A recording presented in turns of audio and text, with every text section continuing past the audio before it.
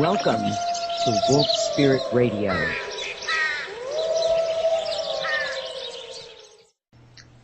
Hi everybody, this is Luella May, and I'm with you for this hour with Tomas Brewster. Now Tomas is an HIV survivor. He was diagnosed with HIV back in 1997 and was told that his only hope was conventional treatment. Tomas followed this treatment for 6 years, dealing with the toxic effects of certain drugs, and he's going to talk about those. But his actual healing started when he found a site on the internet called virusmyth.com. Now, Tomas is going to tell us his story, what he went through relying on conventional medicine, and how he healed after finding out about the fallacies that we are told about HIV/AIDS. You can read Tomas's story at livingwithoutHIVdrugs.com/TomasB.htm, and you spell Tomas Tomas, and that's Tomas B. And I would also like to direct you to his YouTube site, www.youtube.com/user/positive news. And you spell positive POZITIVE, positive news. And before I get started talking to Tomas, another YouTube site that I would like to direct you to is House of Numbers. Easy to look up. Just put it on YouTube, search it. And here you're going to get a lot of information with regard to the truth about HIV and AIDS. Welcome, Tomas. Hi, Luella. How are you? I'm doing good. It's a pleasure to have you with us. Thank you. I'm proud to be here. Okay, let's get started by your telling us your story. Well, what had happened was, we go back to 1997, and I had been dating a guy briefly, and we had actually decided to move in together and get an apartment. Excuse me. And some friends of ours, actually they were his friends, and I got to know them. They were acquaintances. A circle of friends had, told me that, hey, this guy's got AIDS. And I'm thinking to myself, well, I talked to him about it, and, he had mentioned to me that he was fine, with everything, with any kind of STDs or anything like that. So, I questioned him, and he said that he was fine, and, he proceeded to show me his documentation that he was fine, and that those are all lies. So I confronted his friends later on, and I told them all. I said, he showed me his medical records or his documentation, and they told me that it was outdated. So here I go again, I'm like, okay, so what's going on here? So I go back while he's sleeping one night, my partner, or my boyfriend at the time, and I looked in his wallet, and sure enough, the documentation was like 4 years old. So then I started freaking out, like getting really scared, and so I go to the anonymous clinic, and I'd known one in Sarasota County. It was a black oriented clinic, run by black folks, and they were really nice people. Well, I went in and I took the test, and I told them the story, what was going on, and they had, told me that I did the right thing. I come and got tested. And, well, I went back a week later after suffering from, just, your emotions and everything that's going on. You're waiting on a test result. They told me that I'm positive, and I had tested, HIV negative 5 times before that, just as a precautionary thing. But they told me that I was positive, and so I went from there, and they put me through a DMP 266 study, which was AZT Indinavir, which is like, I think, Crixavan and 3TC, and I did that study for free, and they paid for everything. So that's how I became what they like to call HIV positive. That's what happened. Okay. And then you started taking AZT, and were you taking another drug? Well, shortly after I received this diagnosis, and I think it's with anybody who gets an HIV positive diagnosis, it's a big negative thing that goes through your mind and, through your body and soul. And so you start to give up. You think that, you're never going to be loved, and all these things, go through your mind. And so I had decided to move from Sarasota to Fort Lauderdale. I just wanted to leave my friends and my family and just disappear off the face of the earth. And so I did. And when I went to Fort Lauderdale, there was a bigger organization there that's no longer there now. It was called Center One. They had changed this study that I was put on in Sarasota or Bradenton, whatever. They had changed this study to Promivir and Viramune, which still contained AZT and nevirapine. So it was a really toxic thing going on, for the first six to 8 months of my diagnosis. Okay. Now, the thing is, well, first of all, before I go on to say this, a diagnosis of HIV or AIDS, just like cancer, is very, very emotional and fear-based. And like you just said, so many things go through your mind. But with AIDS, you have the added fear that you won't be accepted, that people won't love you, that you're going to be shunned, and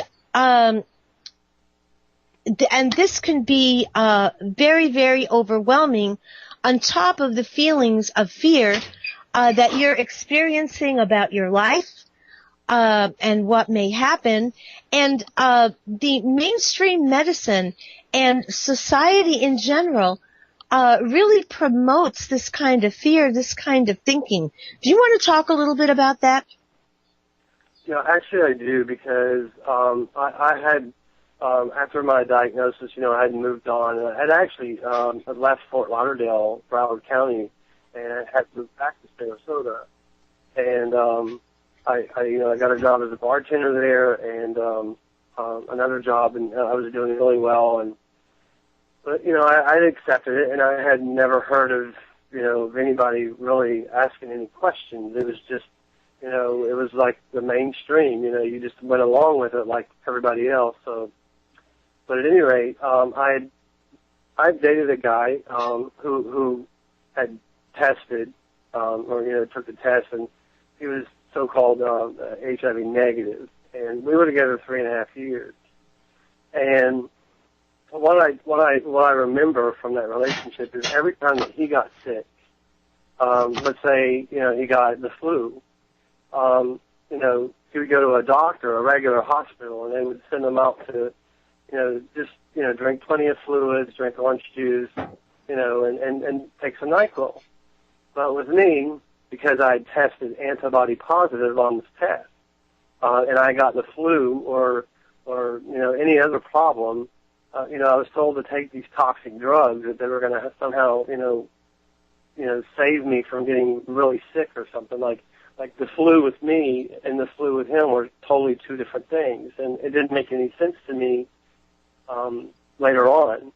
When I think back, it's like, okay, so now they're selling the flu or influenza as something else, under a different label. And so it's all about this fear thing. If they can sell the flu under the label AIDS, then it's a better way of selling it. It's like PR, public relations. So, but yeah, this fear is how they get you. Once you're diagnosed positive, your life changes forever. And they use that fear in so many, with regard to so many diseases. Cancer is one. Cancer is one where you have that fear issue. Doctors actually scare you. Well, you've got to do this, this, and this, or you're just going to die. This is your only hope, when that is not necessarily true. Another thing that doctors are really good in instilling is guilt. If you don't do this, and family members a lot of the time play into this under the guise of helping your loved one, but it really doesn't. It puts tremendous pressure on you. Do you want to talk any about the guilt aspect of it? Did you experience any of that?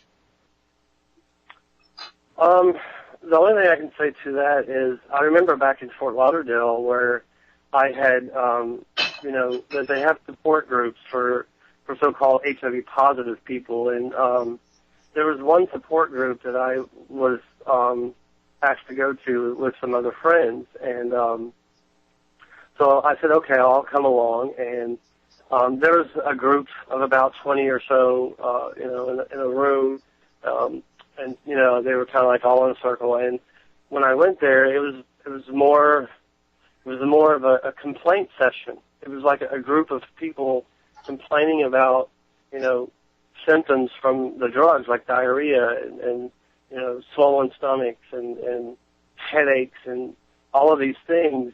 And I for some reason I couldn't accept that. I was like, okay, this is not a positive atmosphere. I can't do this. I can't come in and complain about something that the medicines are causing, So, it's like they try to they give you the guilt trip, like you're not on board with them, and I just couldn't do it. I had to walk away from that. And I didn't do that for, even though I had never questioned anything, I still had doubts. Tomas, what side effects or symptoms did you get from AZT? And also, what was that other drug that was given to you? It's called Viramune. It's the technical term for it is nevirapine. Nevirapine and AZT are two different classes of drugs. The AZT drug, the style drug, is I think suicide analog. It destroys DNA chains as they're forming in the blood, depletes bone marrow, and it causes anemia so bad that people can't even walk or write with an ink pen.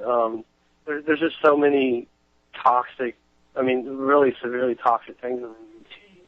And then nevirapine has had some international news. Anybody can look it up. The study drugs, nevirapine or Viramune. One of the major side effects of that is hypersensitivity to the sunlight and Stevens-Johnson syndrome, where your mucosal layers and your skin starts to it's like it melts from the inside out. So I took Combivir and Viramune.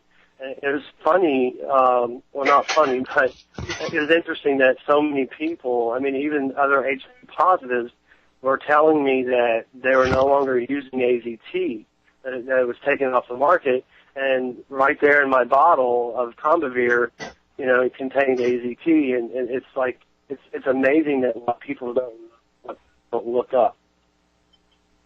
Okay, and actually, AZT tears down the body to such an extent that it can actually lead to AIDS itself.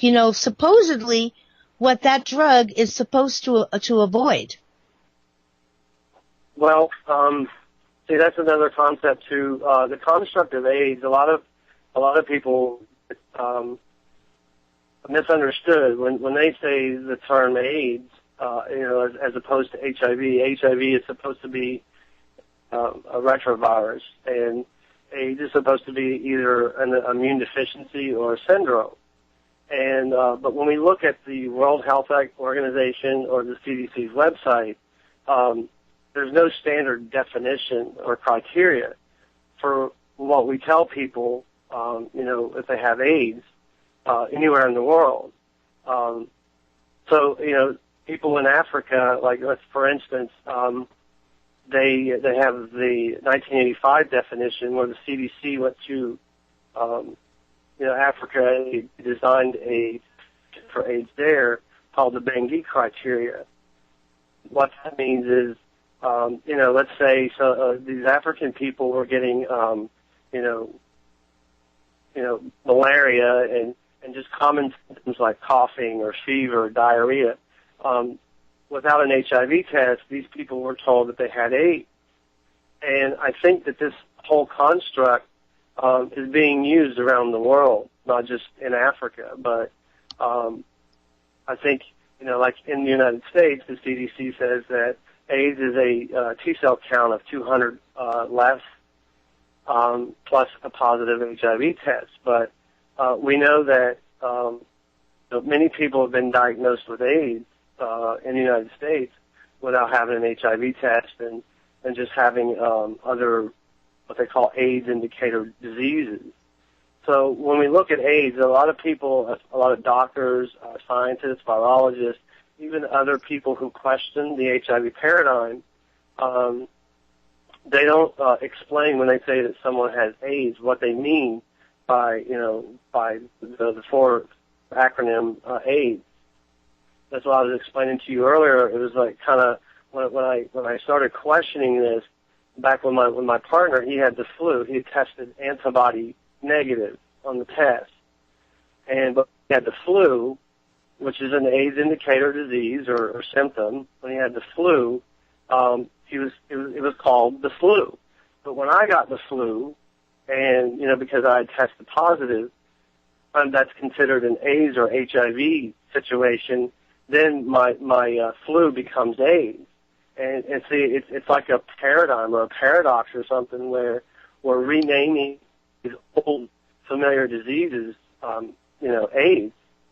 So, there's a lot to be questioned with this, and it's really, really psychological, and people should really wake up and take a better look at the picture of what's going on here. Okay, Tomas, how sick did you get on those drugs? Well, what I can say to you, Luella, is I never any of the diseases that either the National Institutes of Health or the CDC or any of these government organizations, I never developed any of the so-called HIV symptoms, which there really isn't any. I never developed any of these diseases that are called AIDS. I never had an AIDS diagnosis according to the CDC criteria in the United States. But I can tell you this: I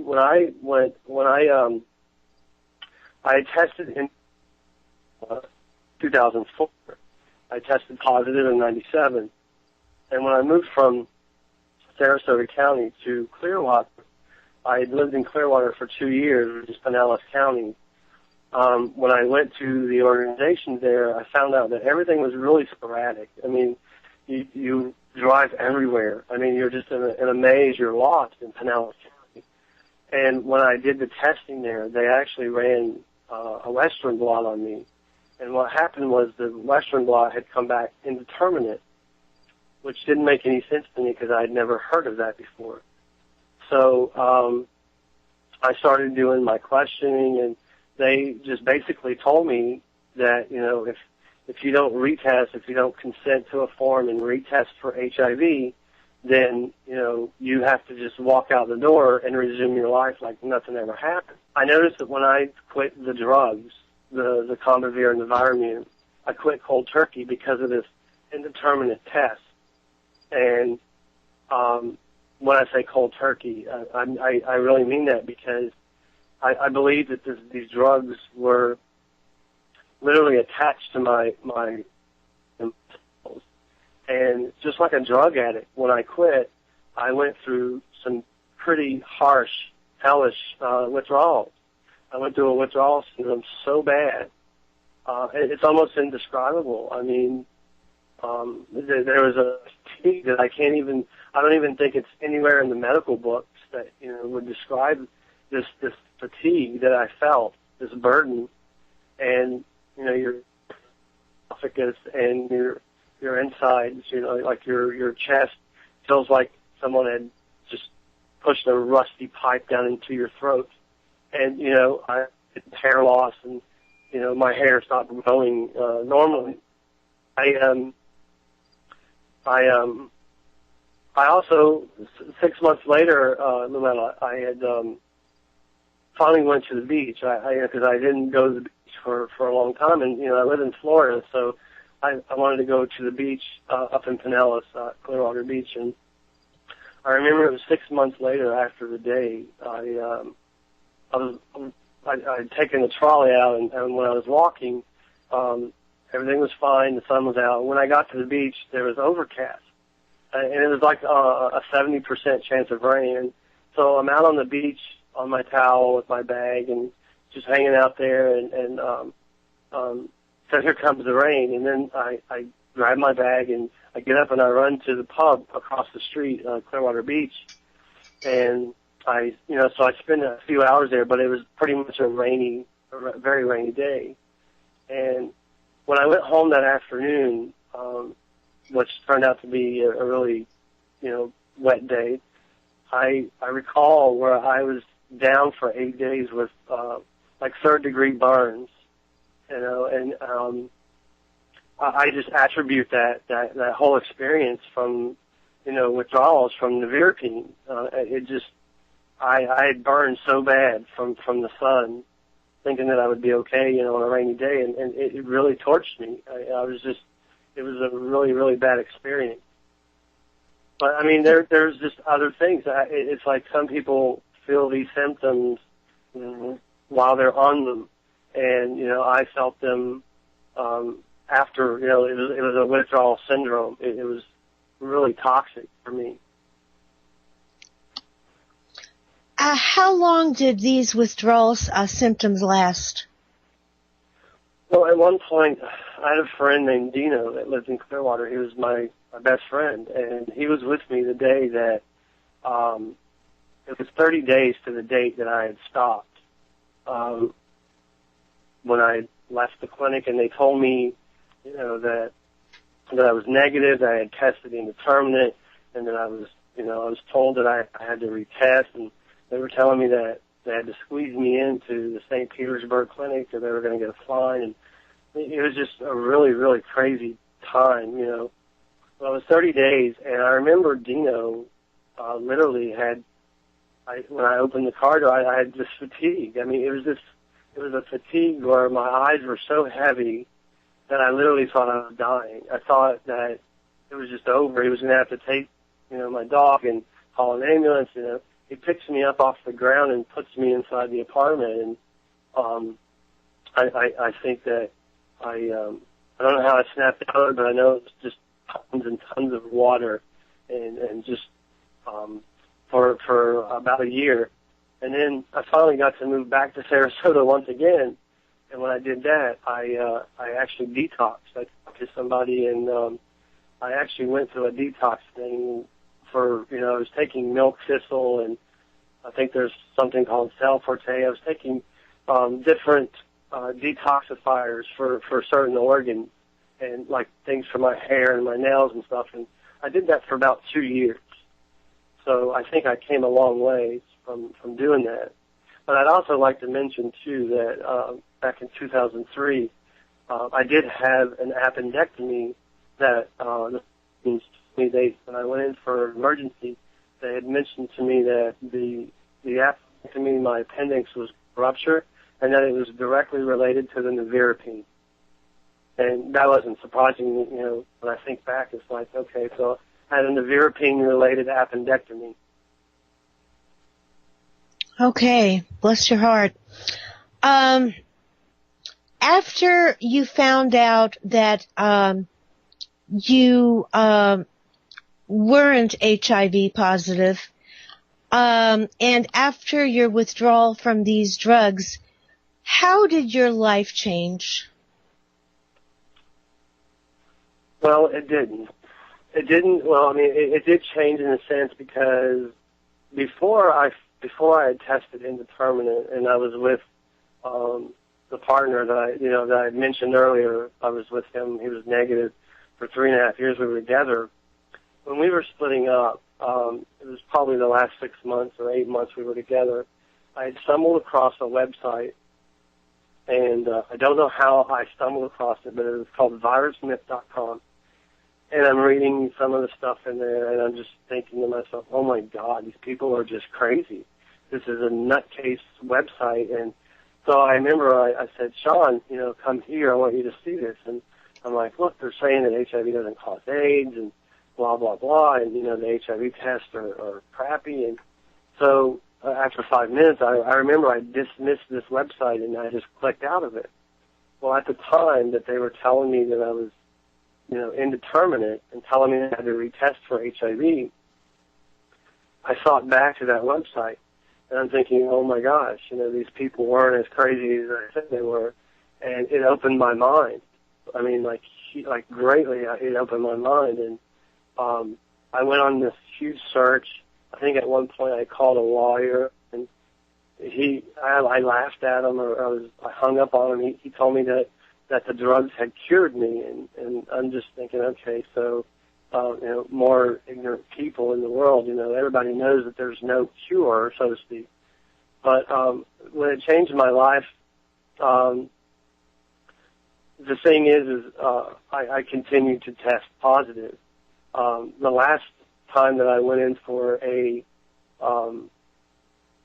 what they call a surrogate lab panel, the viral load and the T-cell counting and all of these things that most HIV positives, they measure their health by these numbers. And I did the same thing until I started doing my homework and realized that these surrogate lab numbers are non-specific. They're just arbitrary numbers. They don't mean anything specific, especially they're not unique to HIV or any other virus that I'm aware of. So, but I would go into the clinic and they would, give me these numbers, and my numbers were literally off the chain. I mean, it was always 13 and 1400. I mean, T-cell count, and what they call a viral load, an undetected viral load. Well, okay, so here I am, a so-called HIV patient, not taking the drugs, but yet they're saying they're giving praise and glory to these drugs that, oh, well, it's got the virus under control. And I'm thinking to myself, no, it doesn't. No, it doesn't. So it changed my life because I wanted to share this with everybody, because there's so many people, so many patients that, they're following these numbers and they're following this establishment to a T, and it's just not right. It's not adding up for everybody. If it's not adding up for everybody, then it can't be correct. It's not right. Let's talk about the HIV testing itself. First of all, it's not accurate. You can be tested, say, in Canada and come out HIV positive, and be tested in the U.S. and come out HIV negative, and vice versa.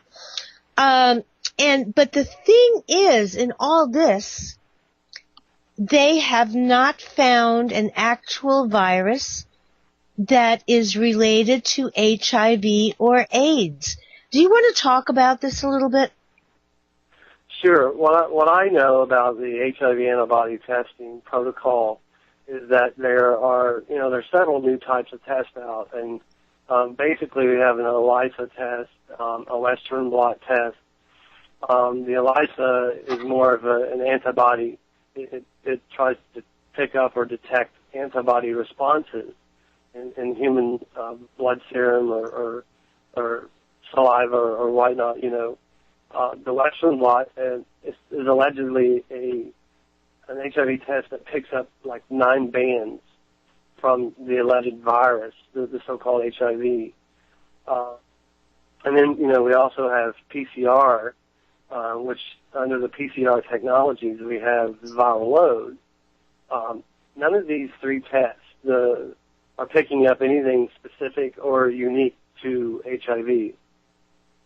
In fact, I've done so much research in the last 10 years. I was looking for one of my good old friends, Christine Majori. She actually had it on her website, the Fact Finder Award. And, I've been looking for this myself. One study in the medical literature that would show scientific validation with the virus and the antibody test kit, so the HIV test kit. There's no study showing that the discoverers of HIV, which would be Robert Gallo and Luc Montagnier, neither of them did any studies to show that people who are testing antibody, RNA, or DNA positive actually have a virus. So the PCR, the viral load test, is not an antibody test. It's a test that looks for genetic material, DNA or RNA. That's supposed to be what the scientists are saying, that it looks for the virus. So it doesn't count copies of anything. It's just a calculated method of cellular debris and just genetic material. So, and the thing is, Luella, these test kits, you can go to the FDA website, the donor screening assays for infectious agents and HIV diagnostic assays. Okay, the FDA and many, clinicians call these tests diagnostic assays. But the test kits themselves from the manufacturers who make these tests do not make the same claim. Because when you look at the legal disclaimers, they will explain that this test is not intended to be used as a screening test for HIV, nor as a diagnostic test to confirm the presence of HIV. So, they're telling us one thing and the tests are telling us another. But an interesting thing, too, that you were mentioning, it's the Western blot, is there are different criteria in the world,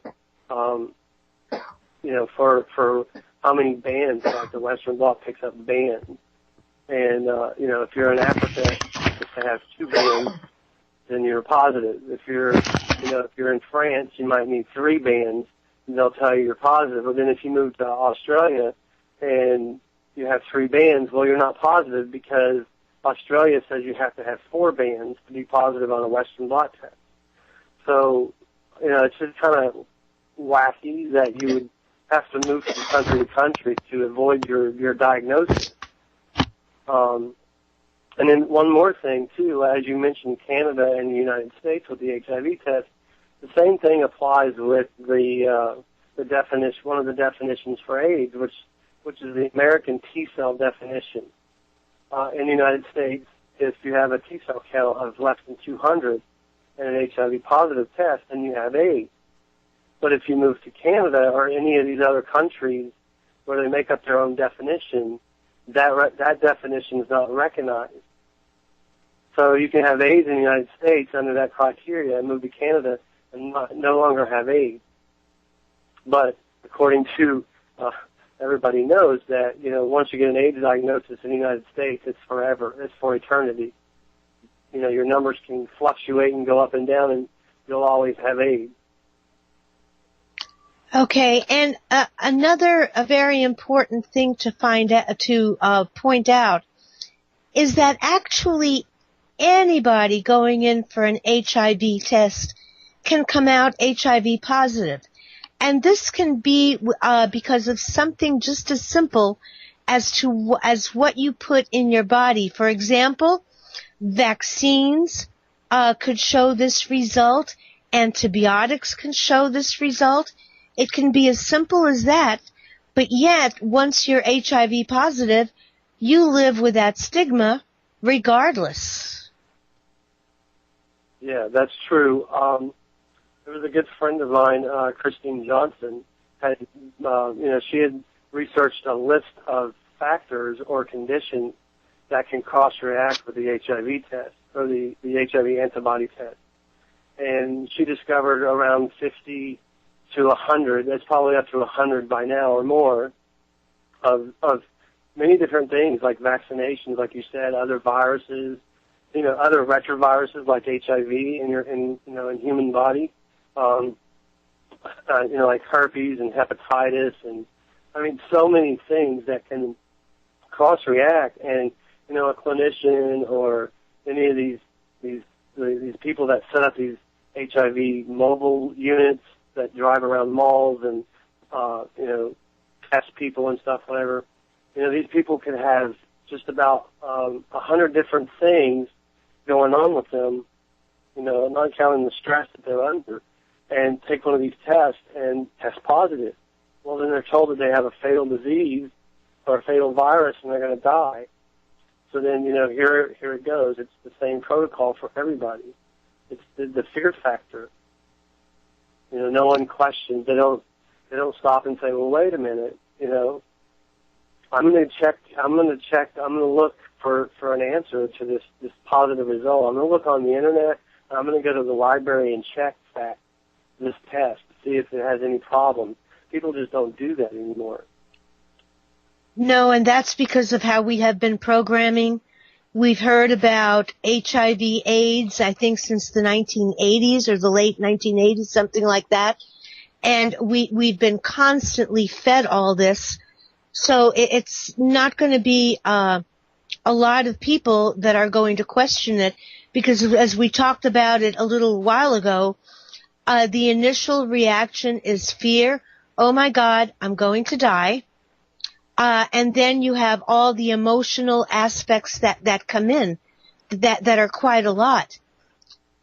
And now, while we're talking about this, I want to state that this doesn't mean that there aren't people that suffer from real immune suppression disorders. There are. But that's kind of a different subject. It's not being handled correctly.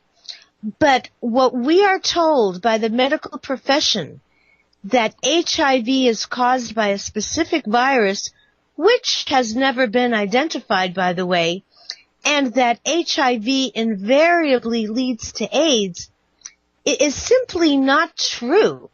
And for those that do suffer from immune suppression disorders, it's not being handled the right way. The source isn't found, and it could be nutrition, not the proper nutrition. It could be a lot of things. And you have the standard treatment with the conventional HIV drugs, so on and so forth, and the belief that HIV will one day lead to AIDS. And, it leaves a person and the population, those that will buy into it, with no hope. That is why I'm encouraging all our listeners to go watch House of Numbers. It's kind of a long documentary, but worth every minute. And another thing, AIDS is a sort of catch-all term that at last count links about 29 AIDS indicator diseases. And with these indications, someone goes in and you've got the automatic diagnosis with the presumption that you've got an HIV infection. Oh, yeah, absolutely. The thing is a lot of people, when I talk to them, and, I tell them, AIDS is a medical construct. It's a multi-gazillion dollar industry. And the CDC and many of these organizations, they were very clever. Like you said, it was a catch-all thing. It was an umbrella.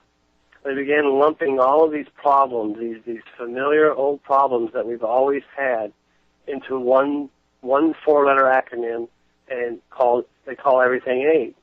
And there's many dissenting scientists and journalists and people that are standing up, and they're saying, okay, well, wait a minute. You have this disease. Why are they calling it AIDS? You have this problem. Why are they calling it AIDS? It's so familiar to us. But, the average teenager, you go to YouTube or any of these places online, and they'll tell you, okay, well, I have a zit or I have acne, and I slept with this guy last night, and now I've got to go get an HIV test. Suddenly it becomes this psychological paranoia that, okay, all of a sudden, because they had sex, their acne has become AIDS or HIV. Either way, they interchange the acronyms. They switch back and forth. HIV is called AIDS and AIDS is called HIV. It's so confusing to so many people. But when they look at the paradigm and, they see that there's a virus and it's causing all of these see, none of the diseases that are called AIDS are caused by HIV. Influenza causes the flu. The tuberculosis organism causes TB. Every disease under the AIDS indicator, under the category of AIDS, has its own cause and actually has its own medication to but a lot of people don't think. They just think, oh my God, AIDS, it's such a big, scary word or acronym. Right. In fact, I'm going to go a little bit farther, and I'm going to say that those that are investigating the HIV/AIDS myth say that HIV alone could not cause AIDS. And increasing evidence indicates that AIDS may be a toxicity syndrome, a metabolic disorder that could be caused by immunity risk factors. And actually, these could include a lot of things, and a lot of it that I'm going to include could be street drugs like heroin, sex enhancement drugs, and antibiotics themselves, commonly prescribed AIDS drugs themselves, and it could also be caused by starvation, malnutrition, and dehydration. So there could be so many other factors that are not even given consideration. No, they're not being considered. In fact, the whole HIV and AIDS paradigm has become religious.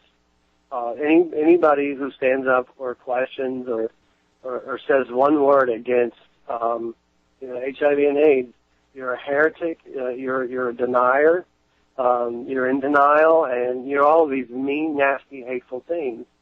And it was funny, I had joined a group a while back, and it was a mainstream AIDS organization, and I just joined the group. I wasn't going to go in and cause any problems, or I didn't even ask a single question. I just joined the group, and I was accepted by the famous, what's his name, Timothy Ray Brown, the Berlin AIDS patient, whatever. He says he has AIDS, but he doesn't have HIV. Well, he accepted me into this group, and then I didn't even say a word. And within about 8 hours or so, I think that I looked back in there, and I was banned from the group. So you're just not allowed to, if you have any questions or you speak up against it, you will be shut up. They just don't want you to talk about it. It's a religion. And I just want to throw in here that there have been people diagnosed with Kaposi's sarcoma that have not even been HIV positive. How can they explain that? But that's not being... Yeah, go ahead.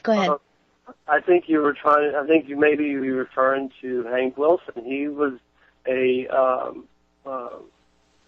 patient, a Kaposi sarcoma patient, and they told him that he had AIDS based on that criteria that Kaposi sarcoma, or KS, is an AIDS indicator disease. They told him he had AIDS, but yet they never tested him for HIV, but yet HIV is supposed to cause AIDS, not Kaposi sarcoma. So, it's like this, it's like a tiger chasing its tail. It's just like a never-ending cycle. Why? But we're not allowed to question Luella. We have to keep in mind. But you know what? I'm not gonna keep my mouth shut. I'm gonna keep telling people my story. Exactly. And that's important. And that's why you're here on this show, to educate people, and to possibly, do away with the fear and stigma that comes along with an HIV diagnosis that may not even be an HIV diagnosis, because we've talked about that the tests themselves are inaccurate. There has never been a virus, an HIV virus identified. And hopefully educate people as to if they're sick, if they do have an immune deficiency disorder, what they can do to heal. And a lot of the time, eating a healthy diet alone will heal the body and get away from that fear factor, because when you're afraid of something and you have a lot of emotional stuff going on, that's going to make everything worse no matter what, and that may in itself stand in the way of healing. Yeah. But I'm going to ask you something that's confused me, and maybe you can explain it. Okay. Okay, HIV tests, they're not a test for AIDS or the HIV virus, per se. According to the FDA, they say that these tests are simply a test for antibodies linked to HIV. So here's my question. If a person were to have the antibodies to this virus, wouldn't that mean that they're immune to the disease it could cause? So if you're tested positive for HIV, you're actually being tested positive for antibodies, not HIV. So why is it that when you're tested positive for these antibodies, all of a sudden you have HIV? Do you know why? Well, that is a confusing question, and the thing is it's been pointed out many times in the past. I think for the most part, classic virology recognizes that antibody immunity, having antibody responses is a classic sign of immunity. In most cases, not always. There are some viruses that you could have an antibody response to, and of course, it could cause disease or whatever. But the problem with the HIV test kit is not really that much about the antibodies. It's about validation and scientific verification. In order to make the dissidents happy, or the rethinkers that are questioning these tests, is to come forth with one test kit, any surrogate test for HIV, what they're claiming is HIV. Have it scientific validation. That means direct isolation of the virus. Compare your test kit with the virus, so that when you're using it as a yardstick to say that someone is positive, that you're telling the truth. It's you have a conscience. You're telling someone they have a lethal virus. Well, you need to be truthful. Not just, it can't be a guess. So the test kits themselves, they're looking for antibodies, the PCR, the viral load, looking for genetic material. The Western blots are looking for bands, proteins of these bands. Well, none of these. There's, they say HIV RNA, HIV DNA, HIV antibodies. Where are they getting the evidence that these things exist? That's the question. And without scientific verification and validation, the existence question comes into play. So the FDA, they're basically putting their signature on a product, and when a consumer like you or I, we go and we look at the test kit, we look at it and it says, it's not a test for HIV. You and I know that. But, you get a teenager going into an HIV clinic, they sit in a room, and the clinician's not going to give them the test, the package insert, and and tell them what we were talking about here, they're just going to test them. And if they test positive, then they're going to tell them they have a virus. So, yeah, right. it's not totally about, antibodies because, that's the purpose of vaccines is to wake up antibodies. People go get flu shots. The doctors and, the pharmacies, they want to sell these flu shots. And, okay, so you get a flu shot. Well, what's it for? Well, you want to wake up the antibodies so that you become immune to the flu for the season. Well, that doesn't always work because some people get the flu from the shot, and then, the flu shot or the flu itself can cause a false positive reaction on an HIV test. So, it's just all, like I said, it's all circular. It's never a valid, truthful answer. Right. And in talking about vaccines, I've done shows on that, on how they actually compromise immunity. We're not even going to talk about the ingredients that they contain. Same thing with antibiotics these days. They do not strengthen immunity. They compromise immunity. Tomas, we just have a few minutes left. But when you realized that maybe this HIV thing wasn't everything it was panned out to be, that you had been told all along. Now, you mentioned that you did detoxing. You used Cell Forte, and did you say milk thistle? Milk thistle. There was about 7 or 8 of them. I can't remember them. It's been a few years. I still am thinking about doing another detox. They're always good to do. Always. Yeah. What else did you do? Did you change your eating habits, or what did you do to Actually, I just continue living my life. It's like, the old saying, like these pharmaceutical ads will say, ask your doctor if this is right for you. No, you know your own body. You know your own immune system. You know your own health.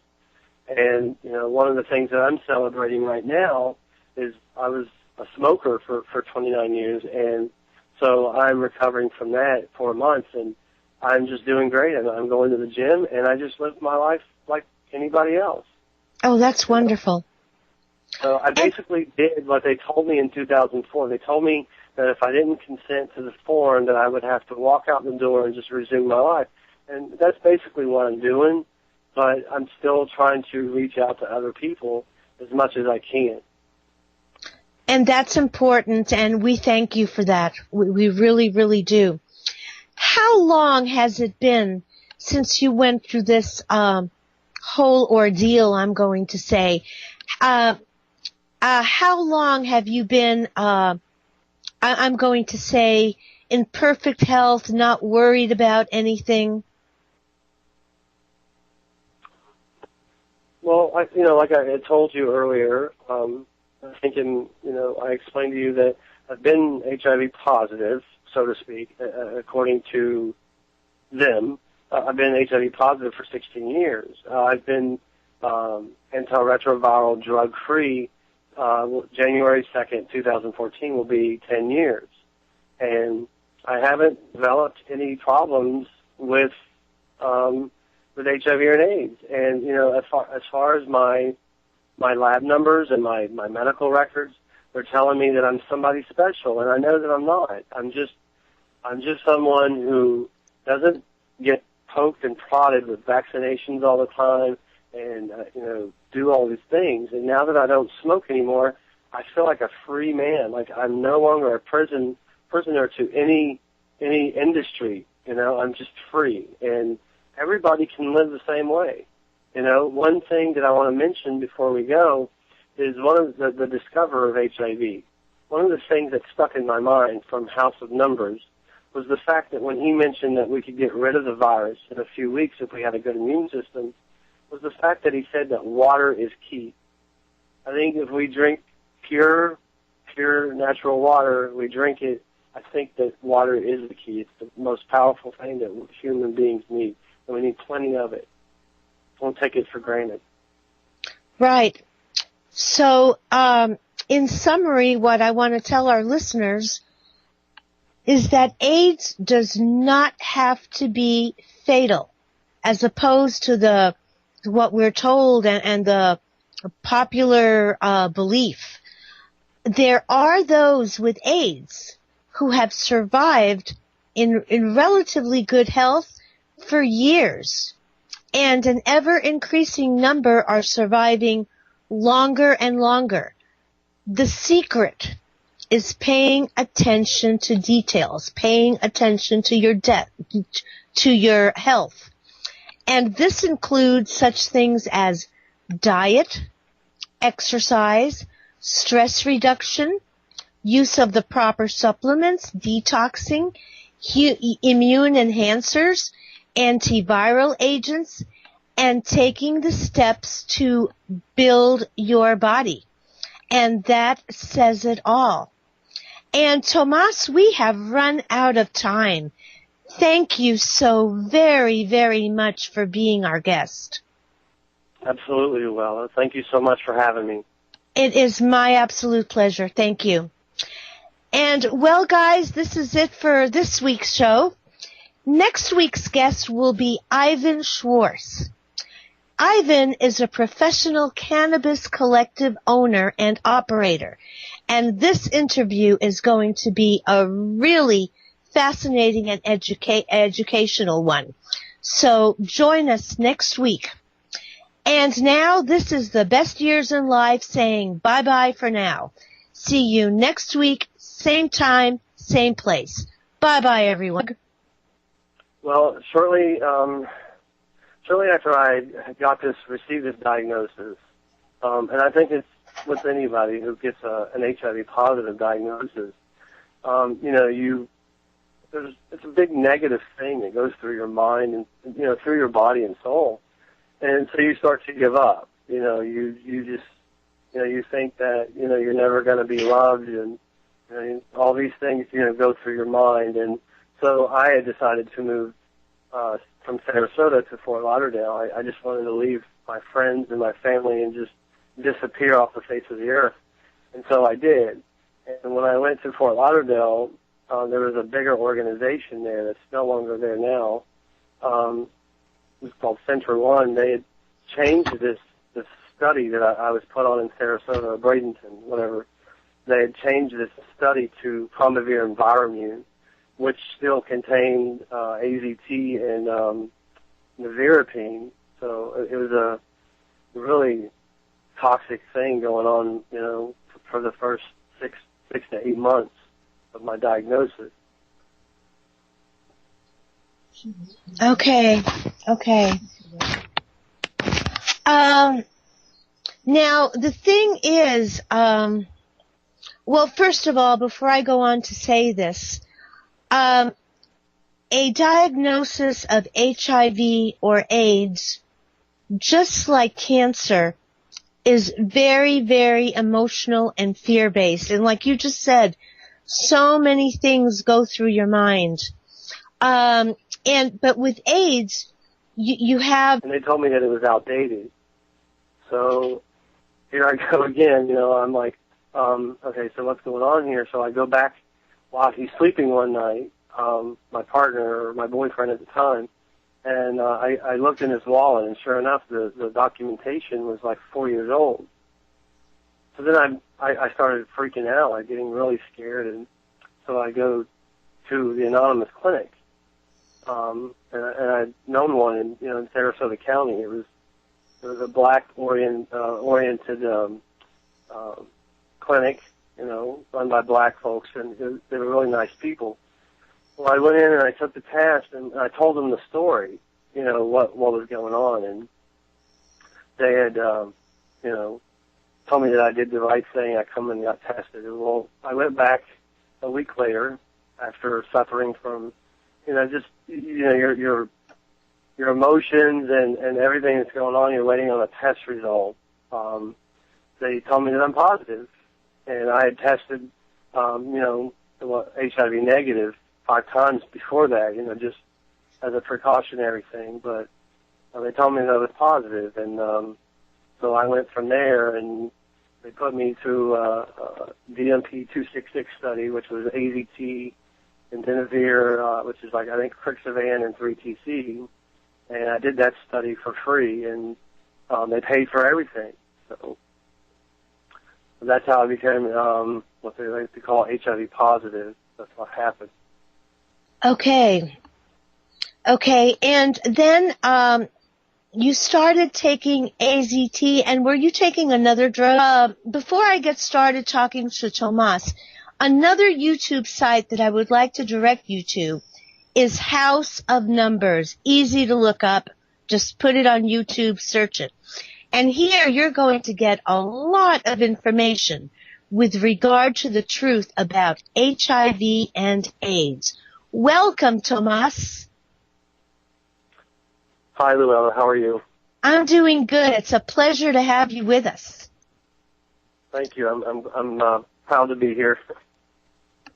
Okay, let's get started by your telling us your story.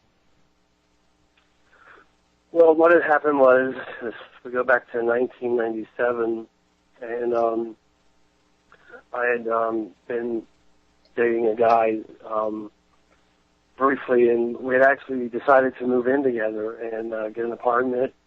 Excuse me. And some friends of ours, actually they were his friends, and I got to know them. They were acquaintances. The circle of friends had, told me that, hey, this guy's got AIDS. And I'm thinking to myself, well, I talked to him about it, and, he had mentioned to me that he was fine, with everything, with any kind of STDs or anything like that. So, I questioned him, and he said that he was fine, and, he proceeded to show me his documentation that he was fine, and that those are all lies.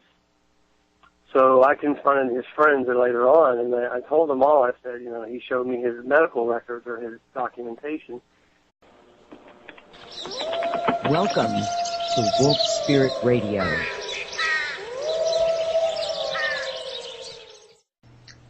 Hi, everybody. This is Luella May, and I'm with you for this hour with Tomas Brewster. Now, Tomas is an HIV survivor. He was diagnosed with HIV back in 1997 and was told that his only hope was conventional treatment. Tomas followed this treatment for 6 years, dealing with the toxic effects of certain drugs, and he's going to talk about those. But his actual healing started when he found a site on the internet called virusmyth.com. Now, Tomas is going to tell us his story, what he went through relying on conventional medicine, and how he healed after finding out about the fallacies that we are told about HIV/AIDS. You can read Tomas's story at livingwithoutHIVdrugs.com/TomasB .htm, and you spell Tomas Tomas, and that's Tomas B. And I would also like to direct you to his YouTube site, www.youtube.com/user/positive news, and you spell positive POZITIVE, positive news. And the added fear that you won't be accepted, that people won't love you, that you're going to be shunned, and this can be very, very overwhelming, on top of the feelings of fear that you're experiencing about your life and what may happen. And the mainstream medicine and society in general really promotes this kind of fear, this kind of thinking. Do you want to talk a little bit about that? Actually I do, because I had after my diagnosis, I had moved on. I had actually had left Fort Lauderdale, Broward County, and had moved back to Sarasota. And I got a job as a bartender there, and another job, and I was doing really well. But I accepted it, and I had never heard of anybody really asking any questions. It was just, it was like the mainstream. You just went along with it like everybody else. So, but at any rate, I dated a guy who had tested or took the test, and he was so-called HIV negative, and we were together 3.5 years. And what I remember from that relationship is every time that he got sick, let's say he got the flu, he would go to a doctor, a regular hospital, and they would send him out to drink plenty of fluids, drink orange juice, and take some NyQuil.